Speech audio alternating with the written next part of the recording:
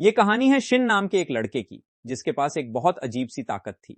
वो किसी भी इंसान को देखकर यह महसूस कर सकता था कि वो कब और कैसे मरने वाला है। बचपन में ही उसे ये आवाजें और विजन आने लगते थे।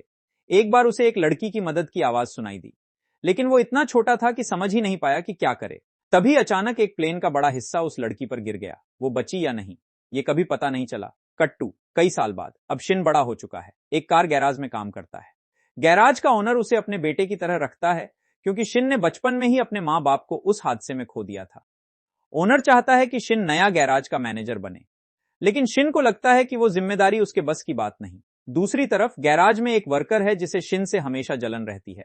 आज तो उसने हद ही कर दी, गुस्से में आकर शिन का फोन तोड़ दिया। फोन ठीक करवाने शिन एक मोबाइल दुकान पर गया, जहां उसकी मुलाकात हुई एक लड़की से जिसका नाम था आओ। फोन पुराना था, फिर भी आओ किसी तरह उसे ठीक कर देती है। उस रात शिन के दिमाग में बस वही लड़की घूम रही थी।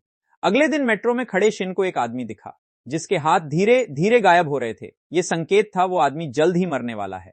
शिन कुछ नहीं कर सका। काम से लौटते वक्त शिन फिर आओ की दुकान के पास पहुंचता है। तभी एक अजनबी उससे टकराता है, और वो भी गायब होता दिख रहा था। शिन उसका पीछा करता है, लेकिन कुछ ही कदम दूर एक कार उसे उड़ा देती है। शिन चाहकर भी उसे बचा नहीं पाया, और ये बात उसे अंदर तक तोड़ देती है।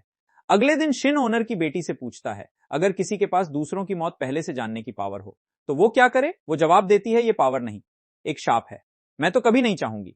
शिन का फोन फिर खराब हो जाता है, और वो दोबारा आओ के पास जाता है, लेकिन इस बार वो डर जाता है, क्योंकि आओ के हाथ भी गायब हो रहे थे। मतलब उसके साथ भी कुछ होने वाला था। शिन उसे बचाने के लिए उसे मिलने बुलाता है। आओ भी मान जाती है।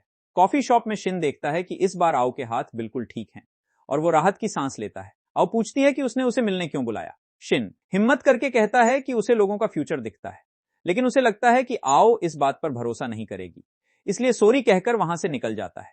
लेकिन बाहर निकलते ही अचानक उसके सीने में तेज दर्द उठता है, और जैसे तैसे वो खुद को घर तक खींच लेता है।